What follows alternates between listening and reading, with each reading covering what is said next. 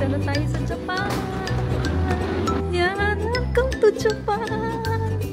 Migration na pala to, so mamaya update ko na lang kayo. Sana lumabas agad yung bag ko. Sana makuha ko kaagad. 16, ayun, 17. Patakbo ako sa makaabot ako.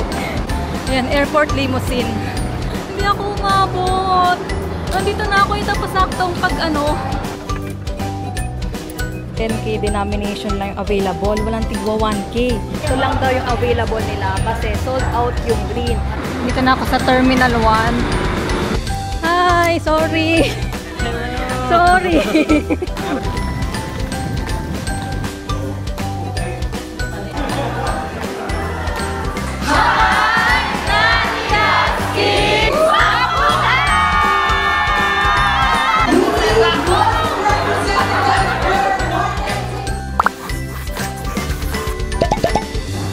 Hi everyone! Nandito ako ngayon sa NAIA Terminal 3 and naghahanap ako ng travel tax counter na medyo maikli yung pila kasi mahaba ng pila. Parang ngayon ko lang na-experience na mahaba yung pila sa mga travel tax counter.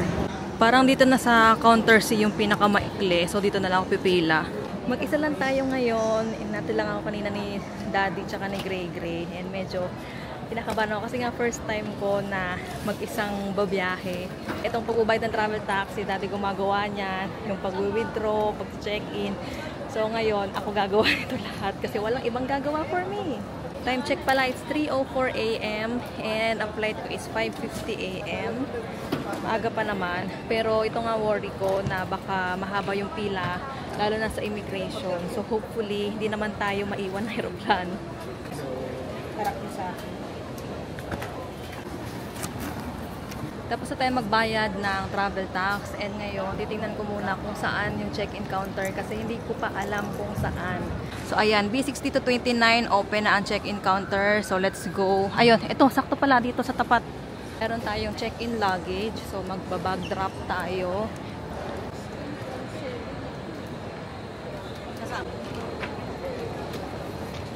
So, papasok na ako sa immigration and update ko na lang kayo later kung anong mangyayari. Sana mabilis lang yung pila kasi nakita ko ang haba ng pila. So, ayun, time check, 4:30 AM and nakalampas na tayo sa immigration. Tingnan muna natin yung boarding gate natin, boarding area natin. Tapos, saka tayo kumain. Kasi hindi pa ako kumakain, hindi ako kumain bago umalis sa bahay.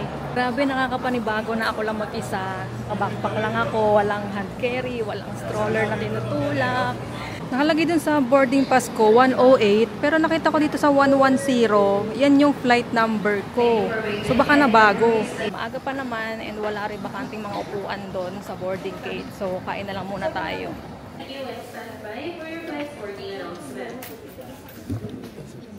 So edi ayun na nga, nandun na sa I.O. Binigay ko yung passport. Tapos ang unang tanong niya is, anong work mo? So sabi ko, content creator ko. So sabi niya, saan? Hindi ko na-gets kung ano yung saan. Pero later on, na-realize ko na, tinatanong siguro niya kung anong social media. Basta sabi ko, ang sagot ko na lang is vlogger po. Sabi niya, pwedeng patingin ng account mo. So pinakita ko is yung TikTok account namin. Kasi yun yung maraming followers, syempre. Tapos hindi in-scroll niya. Tapos sabi niya, napapanood ko kayo, kaya pala familiar, sabi niya ganon. Sabi ko, talaga po, thank you. Tapos edi yun, check siya sa passport. And then, maya-maya sabi niya, hindi mo kasama family mo? Sabi ko, hindi po eh. Tapos ayun lang, sabi niya, ingat.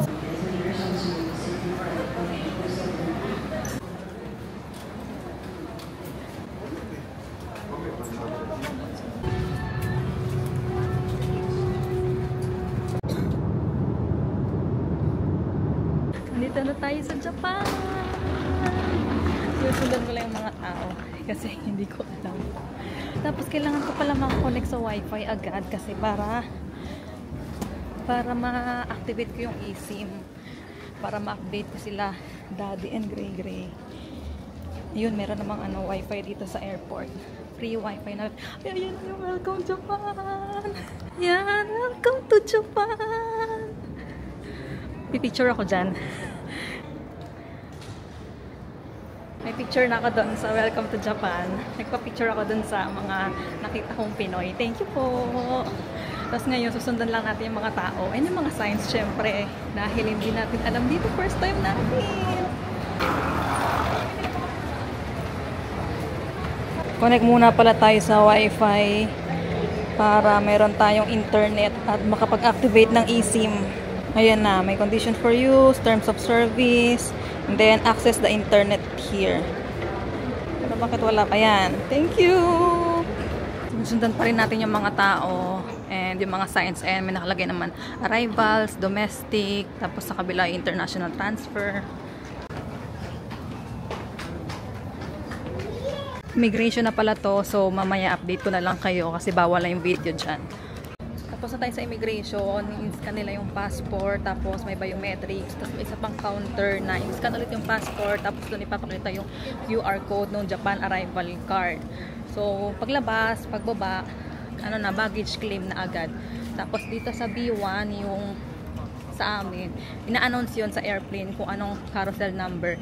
Tapos dito may nakalagay din na Cebu Pacific from Manila. Sana lumabas agad yung bag ko. Sana makuha ko kaagad. Kasi naghahabol ako ng oras para dun sa binook ko na limousine bus, airport limousine bus. 12:40 kasi yung binook ko na time doon. Tapos anong oras na? 12:29. Tapos hanapin ko pa kung saan banda yun. So hindi ko alam kung aabot ako. Okay na, nakuha ko na yung bag ko. So, next naman is customs declaration. Kasama na to doon sa Japan arrival card. May papakita lang din na QR code. Sana mabilis lang yung pila dito. So, dito na ako sa arrival hall. Paglabas, kaliwa. Dito yung mga pocket wifi rental, SIM card. Tapos dito rin yung pababa doon sa train. Pero, ang hinahanap ko ngayon is kung saan yung limousine bus. North, south. Ito, south, north. Meron na nakikita sa mga pinto nakasulat central. Kanina north. South yung kailangan kong labasan. So, diretso lang ako dito. 12:38 na. Feeling ko hindi na ako aabot. Kasi kailangan parang 10 minutes before ata or 15 minutes before nandun na. Ayan na. South 1. South 2. Ayan, 12. Nandito na sa labas yung 12. Ayan. 14. Ayun, 14 sa tapat. Ayun na. Ayun ba yun? Ay, hindi. Terminal shuttle yan. 16. Ayun, 17. Tatakbo ako sa mga abot ako. Kuya, wait lang. Ayan, airport limousine. Uy, excuse me. Hindi ako umabot. Nandito na ako. Tapos saktong pag nagsara. Pero, kasi late naman talaga ako kasi dapat 10 minutes before. Tapos 2:40 pa yung next na bus. Hindi na nga ako bumili ng Suica card, hindi na ako nag-withdraw para sana makaabot kasi nga 'di ba anong oras na. Alam ko naman talaga na hindi na ako tinry ko lang kasi dapat 10 minutes or 15 minutes before nakalagay naman doon sa clock booking. Pumasok na lang muna ako ulit dito para makapag-withdraw ako. Ngayon, hindi ko. Ito, nakalagay ATM sa gilid. Pero 7 bank daw mas magandang mag-withdraw eh. Baba tayo dito kasi alam ko dito sa baba yung ATM na 7 bank para makapag-withdraw tayo. Pagbaba dito sa gilid, sa may bandang likod, ayan merong mga locker, coin locker na for rent. So ito yung mga rates nila. Up to 6 hours, 300 yen yung small, 500 yen yung medium, large is 600 yen. Ito ata yung small. Yan, tapos medium, and then large. Sa large, kasya ata yung ganitong maleta. Parang kasya, kasi sa loob merong laman, no. Ito yung 7 bank. Diyan nakikita ko sila mag-withdraw kasi mura daw diyan.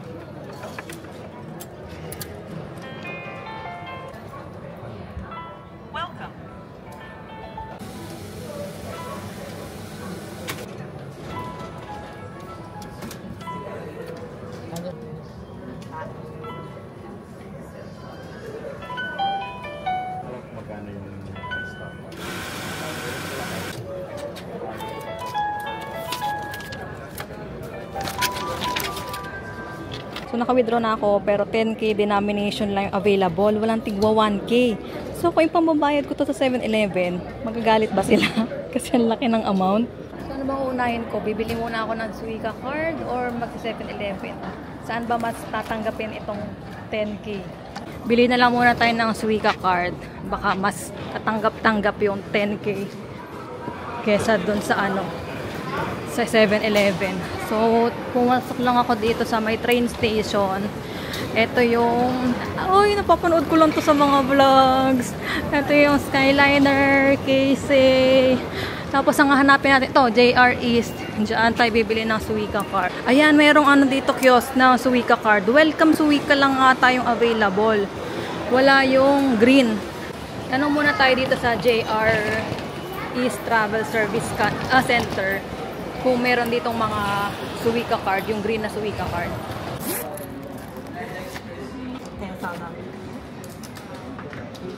So nakabili na ako ng Welcome Suica. Ito lang daw yung available nila kasi sold out yung green. Pero pareho naman daw na pwede itong gamitin sa lahat, hanggang Osaka, ganyan. Tapos pwede rin gamitin sa mga convenience store.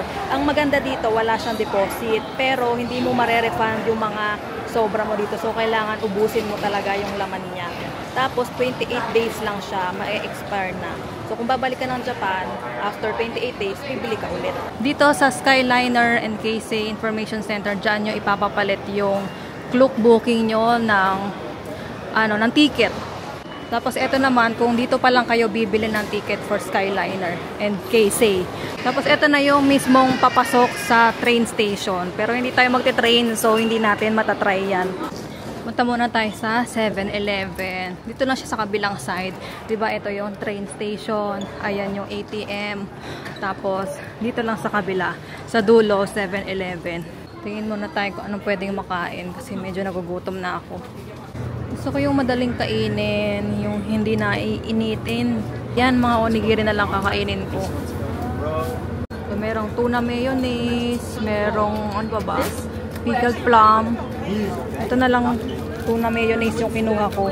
Saan malalaman yung presyo? Ito ba yun? 155. Kuha na lang din ako ng sandwich. Ginamit ko yung Suica card. Galing. Na-amaze lang ako.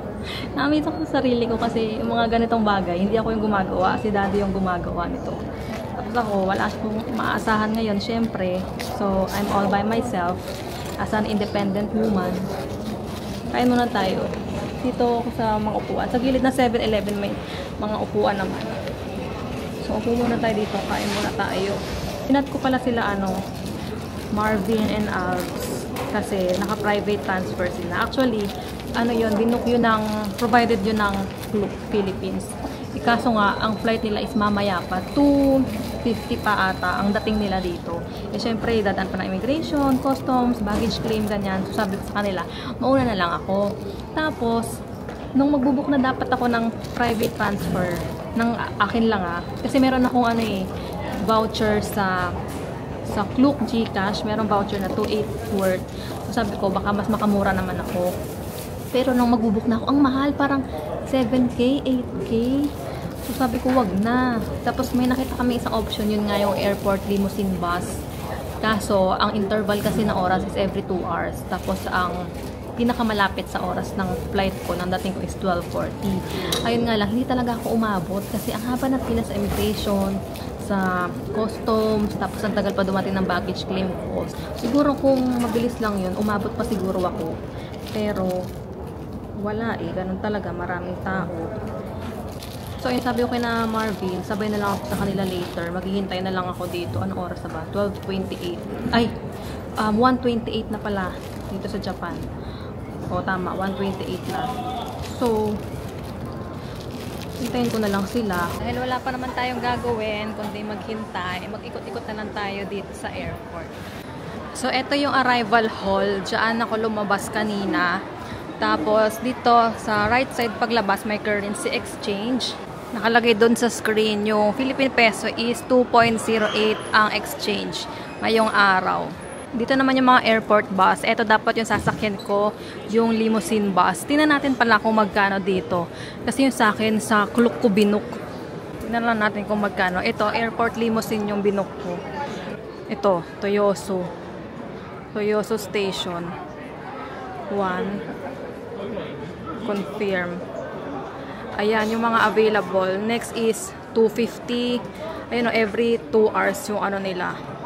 Tingnan natin kung magkano. Ayan, 3,100 yen yung adult.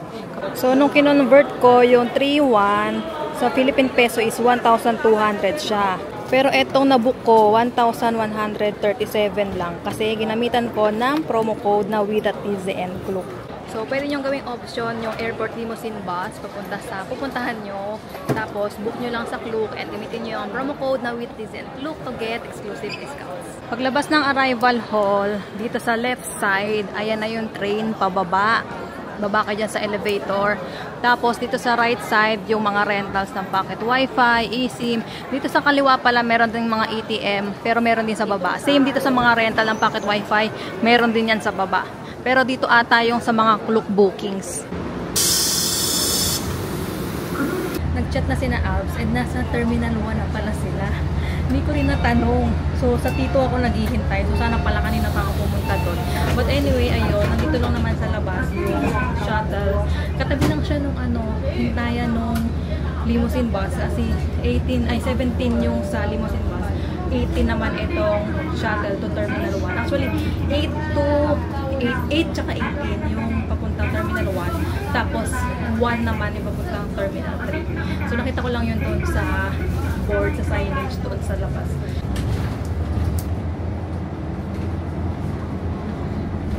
Dito na ako sa Terminal 1. And, hanapin ko na lang sila. Ang sabi is S2 daw sila sa arrival hall. Ayun na sila. Magkakasabay nga sila ni Kokoy. Hi! Sorry! Hello! Sorry! Welcome to Japan! Salamat! Day 1 in Japan! Hello! Hello! Patay lang natin yung service. Ito na yung private transfer na binook nila.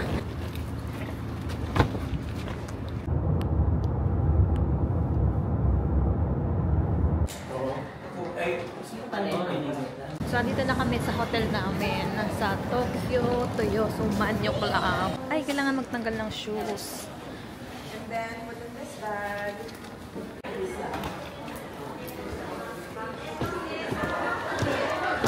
Kapag register and check-in na kami.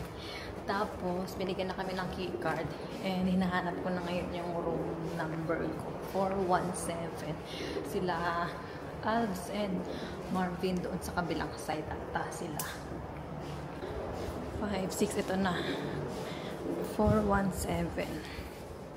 So, ayun. Nandito na ako sa room na naka-assign sa akin. And syempre, iro-room tour ko kayo. So, ito yung door. And pagpasok nyo dito sa side na to, merong space for the luggage. Kasya yung luggage. Actually, dalawang maleta kasya pa ata dito. Tapos, meron pang luggage rack na pwedeng ilabas. Tapos, pwedeng ilagay dito sa side. And then, sa taas, merong hangiran. May mga hangers, ganyan. Tapos, dito, merong dalawang pinto. Magkahiwala yung shower sa toilet. So, ito yung shower area. Tapos, ito yung shower. Meron sa taas. Meron din shower na natatanggal dito. And then, meron kasamang mga toiletries. Body soap, conditioner, and shampoo. Tapos, meron pang salamin dito. Ito naman isang pinto is yung toilet. And ayan siya. Mayroong dalawang tissue. And ayan, may mga controls dito. First time ko lang makakagamit niyan. So, good luck sa atin. Wala siyang bidet. Ang pinaka-bidet niya nandito ata sa controls. Ito, yan, ganyan. Tapos, ito sa side, merong countertop, may lababo, may glass, may hand soap, cotton buds, and mga tissue. Tapos, meron ding salamin dito. And merong sabitan. Ayan. Tingnan natin kung... Ay, wala. Walang mga hair dryer ata. Sa tapat pala nung shower, merong mirror dito. Hindi siya full-length mirror na hanggang baba. Pero, kita mo naman yung pinaka-outfit mo. Tapos, dito sa taas, meron pang mga sabitan. And then, ito na yung bed area. Ayan. Dalawang bed. Parang ang saya sana kung kasama ko sila daddy. And gray. Meron silang binigay na magazine. Tapos, merong pamaypay from Klook. And then, ito yung cowrie. Tama ba, cowrie? Na isusuot namin later. Tapos, ito naman yung nasa gilid. Meron table and chair. Tapos, merong salamin. So, dito magme-makeup, mag-work, ganyan. So, dito sa side, merong phone. Tapos, merong basket ng mga to. Ay, hindi, ito yung mga tuwalya. Ayan. Tapos may medyas. May provided siguro silang medyas dahil bawal lang naka-shoes dito sa loob. Tapos ano to? Mga panghilod. Tama ba? Ay, ito pala hair dryer. Oy, thank you. Meron silang hair dryer. Merong, ano to? Air freshener. And fabric mist. Ooh. Tapos may clock. Oy, pwede ako mag-alarm. May tissue, and may mga toiletries. Yan, ano tong mga to? Amenity set, razor, hairbrush, toothbrush, mga skincare. Tama ba? Ano to? All-in-one gel for men. Skincare, gel skincare series. Ito, hair treatment, hair milk, body milk. Wow, galing. Tapos merong 2 bottled water, mainitan ng tubig. Ano pa ba? May remote. Tapos ito ata yung rates ng mga massage nila.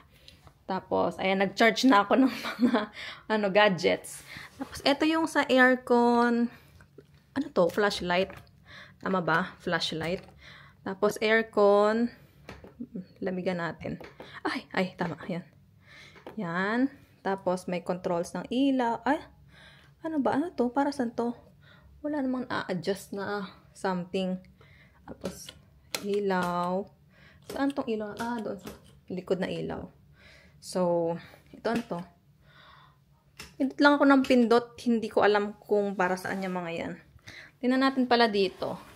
Anong meron? Mga drawers lang. Ay, ito. Merong safety deposit box. And then, ay, sorry. Ay, hindi siya nagaganon. So, tray lang siya ng mga baso, glass, cup. Ano to? Tsaa. So, ayan. Dito sa kabilang side. Sorry. Dito sa kabilang side. Ayan, may mini ref. Tada! Tapos, sa tapat ng kama, ayan, may TV. And actually, medyo maliit na lang yung space dito sa harap. Tsaka dito sa gitna. Pero makakalakad pa naman ng isang tao. Tapos, meron ditong air purifier. Tama ba? Air purifier. Tapos, ito yung bintana. May blinds dito. And, ang view natin ay parking area. Meron palang view ng dagat dun, no? Dagat ba yan? Tama ba? Or river, something. Basta, ayan, may view ng ganun. Hindi na ako nakaligo. Nagpalit lang ako ng damit. Tapos, yora na. Kasi nga, anong oras na? Hindi ko nga namalayan kasi, syempre, 1 hour ahead dito, di ba? Akala ko, 4:30 pa lang, 4 o'clock pa lang. Ay, na pala! Uy, May! Nice to see you again. May na naligaw. Naiwan ng bus. Naiwan mo lang kasi sinabay. Sinabay na. Sumabay na ako. Nakita ko yung live update mo eh. Yes, of Ikaw may course. pinakaunang upload.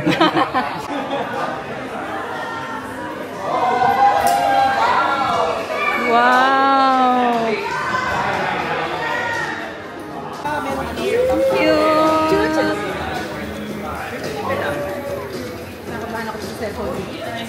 Alright, are we ready? Yes! Tempura. Tempura.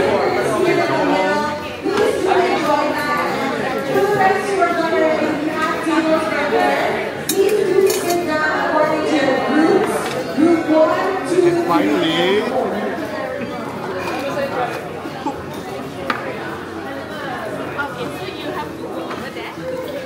your bento is ready. Thank you! This way. Nandito na kami sa welcome party, welcome dinner. Tapos merong mini activity doon kanina na gagawa ng bento. So, puro mga stickers. Ang cute ng pakulo nila. Tapos merong mga pa-freebie. Ito pa, ano ata ito, paksakit. Tapos merong mystery gift. So, pipili ka doon. And ito yung napili ko. So, hindi namin alam kung ano yung laman. Tapos ito siya. Tada! So, yun. Tapos, hindi pa naman nag-i-start. Nag-activity pa sila lang. Parang ano ba tawag doon? Icebreaker, ganyan. Tapos, nakapwesto na ako dito sa mga upuan. Naka-per group na kami. Hindi siya per Philippines. Hindi siya per country. Per group. May mga grouping sa mga content creator. May binigay silang gatong ID ng registration. So, nakalagay me and yung username. With a title. Cute! 3, 2, 1, greetings! Hi, Nanyaski! So cute! This one is designed as the newest mascot of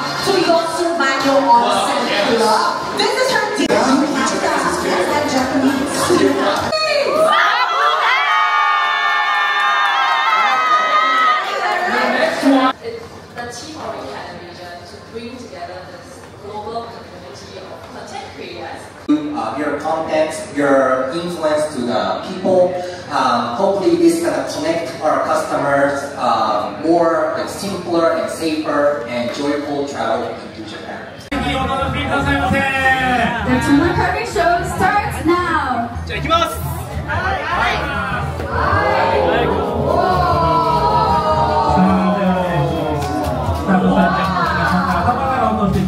Now he first cuts off the head.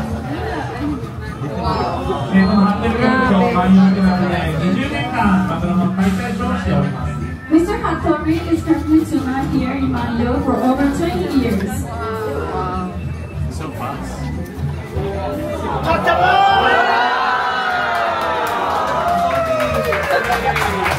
部分でございます。ここに大トロ、中トロ、脂の乗ってる美味しい部分がいっぱい詰まってます。Now he's cutting the abdomen part, which contains medium quality tuna.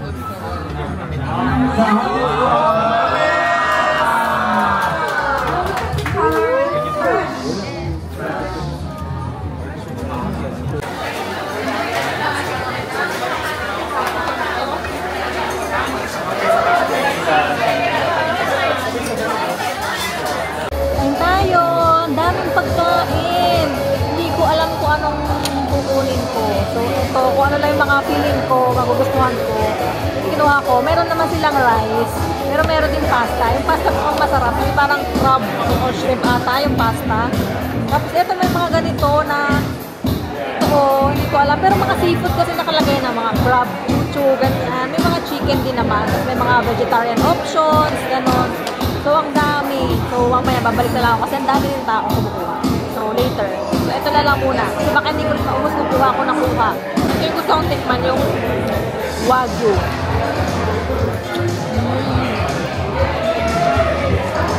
Sarap! Ang lambot ng ano. Meat.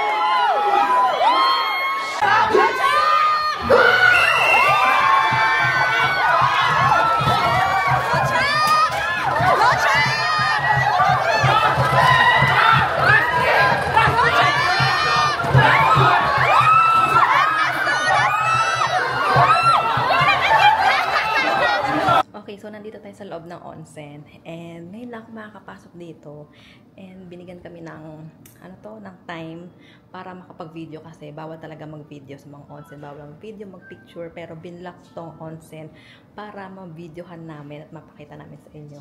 So, kung halimbawa kayo i-conscious din sa pagpasok sa mga onsen yan, papakita ko sa inyo kung ano itsura ng onsen kasi ako, first time ko lang din dito. So, dito sa entrance, ayan, may mga lockers na available. Tapos, may mga towels din dito. And then, eto, may area dito kung saan pwede kayong mag-dry ng hair, yung after nyo na ng onsen. Pero, pasok muna tayo dito sa parang public bath. Ayan. So, pagpasok, dito merong drinking water. Tapos, eto na yung pinaka-onsen. Ito sa side, ito daw yung first step. So, meron kayong towel. So, isang towel lang daw per person.